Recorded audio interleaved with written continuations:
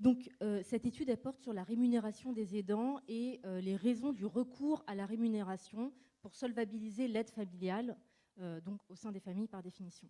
Pourquoi est-ce qu'on a pris 2 territoires pour l'enquête qualitative, donc qui se fait par entretien? Pourquoi est-ce qu'on a choisi 2 territoires? Parce qu'on les voulait contraster de manière à faire une comparaison. Donc, là, moi, je vais vous parler plus particulièrement de la Seine-Saint-Denis parce que on sait, je vais être très brève là encore, les chiffres sont disponibles sur le site de l'INSEE, donc je vais vous dresser un portrait à très gros traits du département. C'est un département jeune, un département que l'on qualifie entre guillemets de pauvre parce que le taux de chômage y est élevé, parce que les rémunérations de la population active ne sont pas élevées elles non plus. On comptabilise 58% de personnes qui appartiennent, qui sont ouvriers ou employés, et qu'on comptabilise un nombre assez élevé de travailleurs pauvres, puisque 22% des bénéficiaires du RSA socle sont originaires de la Seine-Saint-Denis. Donc, il y a beaucoup de caractéristiques qui nous permettent de dire le taux de chômage est également élevé, le taux de pauvreté que l'on calcule comme étant 50% de la médiane du revenu, est également important. Donc, on le qualifie de pauvre et on le qualifie de jeune également.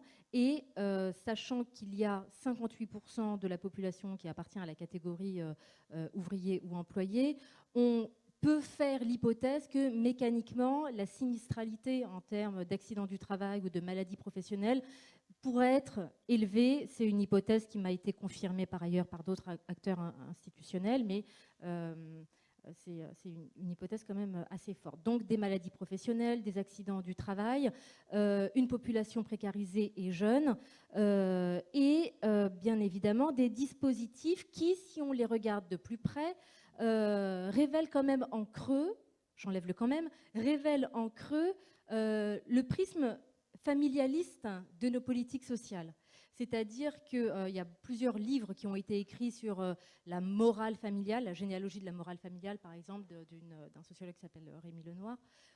Le prisme familialiste, ça veut dire qu'on considère dans nos politiques sociales que la famille a une fonction, a un rôle à jouer et que ce rôle est également dans l'intérêt général. Dans la Seine-Saint-Denis, ce qu'on observe également, c'est une pénurie d'établissements. Donc très concrètement, là encore je vais très vite, mais très concrètement, comment font les familles en cas de handicap, en cas de dépendance liée à l'âge, pour pouvoir accompagner le membre de la famille?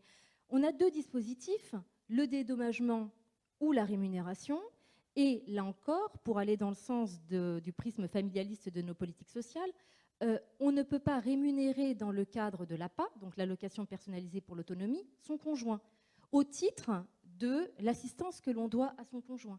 Donc, une personne dépendante mariée, plutôt le conjoint de la personne en situation de handicap ou âgée dépendante, va se retrouver dans l'obligation de remplir ce rôle auprès de son aidé.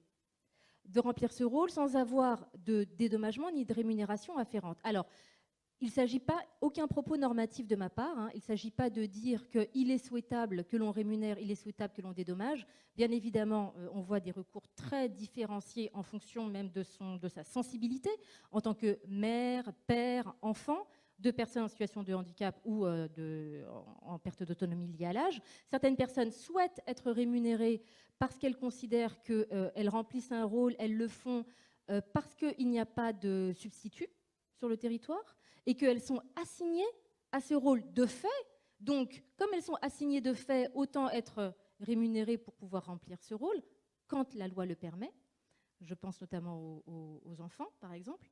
Donc voilà, la question de la rémunération et du dédommagement pose la question du prisme familialiste de nos politiques sociales et du fait que nous sommes assignés en tant que conjoints, par exemple, au titre de la solidarité familiale ou de l'obligation alimentaire également. Ascendants et descendants se doivent des aliments, nous dit l'article 205 du Code civil. Donc nous avons cet, entre guillemets, devoir moral un peu sédimenté dans nos politiques. Premier point. Qu'en est-il du département du 93 ? Donc je vous ai dit que c'était un département jeune, un département pauvre. Et On a constaté dans notre enquête de terrain, donc je reviens sur l'échantillon. Vous aurez une petite intervention aussi sur l'autre département ou Non, uniquement la Seine-Saint-Denis. Du coup, j'ai préféré être brève et faire un focus, puisque les caractéristiques sont intéressantes pour interroger nos politiques sociales. Alors, du coup, vous me permettez de rebondir, parce que pourquoi est-ce qu'elles interrogent nos politiques sociales? C'est intéressant. Enfin, c'est intéressant, c'est utile, nécessaire, c'est fondamental d'avoir un cadre national, mais ça ne dit rien des particularités territoriales. Et vous aviez parlé, madame, de la plateforme de répit. J'ai eu l'occasion de rencontrer des aidants qui n'avaient aucune connaissance des dispositifs qui leur permettraient soit de souffler, soit d'avoir un répit, même une oreille attentive. La première porte, c'est le médecin traitant. Quand un problème de santé, qui ne connaît pas nécessairement, exactement, mais c'est la première. Dès qu'il y a un problème de santé, l'aidant sent bien que sa situation n'est pas normale, il commence vraiment à se fatiguer, des pathologies associées, et surtout, il se dit, c'est dans l'intérêt de l'aider que j'accompagne, que je prenne soin de moi, pour le coup, parce que si moi je claque, il n'y a plus personne derrière. Donc, il y a aussi cette préoccupation de la projection dans l'avenir pour l'accompagnement de son aidé, qui se pose pour les aidants familiaux et qui n'ont aucune visibilité, enfin en tout cas rarement, sur les dispositifs. Là encore, je suis prudente, je parle du 93. Et des 30 personnes que nous avons rencontrées dans le 93, mais ça nous permet quand même un peu de monter en généralité sur certains points. Donc là, dans des économies précarisées, dans ces familles-là qui, parfois ont des configurations familiales plus compliquées, etc., on se retrouve avec la possibilité, comme je l'ai dit tout à l'heure, pour certains, d'avoir un salaire injecté dans la famille qui ne rémunère pas tant l'aide qui est apportée par l'aidant que n'est un complément pour améliorer l'ordinaire.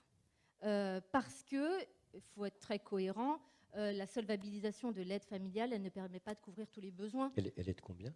Alors, ça dépend des situations. Par exemple, pour l'allocation personnalisée à l'autonomie, c'est un plan d'aide que le département met en place et on détermine que la personne, en fonction de ses revenus et de son degré d'incapacité, peut bénéficier de tant de pourcentage de plan d'aide. Je vous donne un exemple. On estime qu'une personne qui a une grande dépendance, après c'est classé par GIR, groupe iso-ressources, mais tout le monde connaît, la personne qui a une grande dépendance va avoir la solvabilisation de son plan d'aide, par exemple, à un tant de pourcentage, je ne sais pas, 81%.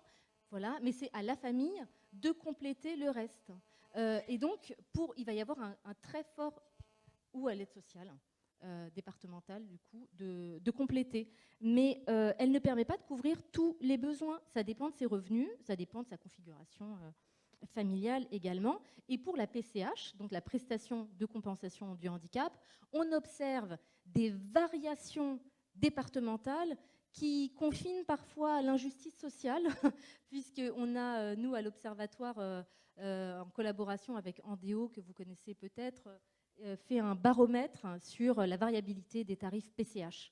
Peut-être que vous en avez eu connaissance, et donc on s'aperçoit qu'il y a de très grandes variations qu'on a parfois du mal à expliquer. Alors ça veut dire quoi une variation? Concrètement, derrière, ce sont des gens, c'est de l'argent, et ce sont des gens qui vont, par exemple, ne pouvoir être accompagnés quotidiennement qu'à hauteur de 2 ou 3 heures, alors que leur dépendance ou vulnérabilité nécessiterait 5, 6 heures, etc. Et en fonction des départements, on a des cas, par exemple, de gens qui ont déménagé d'un département à un autre limitrophe et qui ont vu leur PCH baisser de moitié sans que le handicap n'ait été pour autant diminué. Donc des variabilités qui interrogent quand même la justice sociale. Pour ce qui concerne la rémunération, on a avec la PCH donc la possibilité, donc la prestation de compensation du handicap, soit de rémunérer un aidant familial quand la loi le permet, donc il ne faut pas que ce soit un conjoint ou un parent, sauf si l'incapacité de l'aider est très importante. En cas d'invalidité majeure, là je ne me rappelle plus des termes, mais c'est de l'impossibilité de faire plusieurs actes de la vie quotidienne. Si c'est justifié sur le plan de l'invalidité, dans ce cas, le père, la mère ou le conjoint peut être rémunéré par le biais de la PCH. Il peut être rémunéré, ça veut dire avoir un salaire. Ça veut dire mécaniquement derrière cotiser avoir des droits sociaux, ouvrir des droits à la formation. S'il ne peut pas, et à la retraite, c'est fondamental. Et s'il ne peut pas cotiser, il est uniquement dédommagé. Et dédommagé, le terme est bien particulier, on entend bien ce que ça veut dire. C'est presque symbolique, puisqu'il s'agit de 3 et quelques euros quand on n'a pas cessé d'activité professionnelle, et de 5,70 quand on a cessé une activité professionnelle pour s'occuper de son proche. On voit bien les arbitrages des familles. Et en Seine-Saint-Denis, c'est encore plus prégnant parce que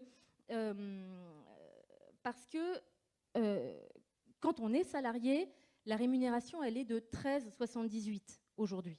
Donc, après, ça dépend du nombre d'heures dont on a besoin, mais ça veut dire que ça fait quand même rentrer un petit peu d'argent dans des familles et pour des personnes qui ont parfois dû s'arrêter de travailler aussi, pour s'occuper de leurs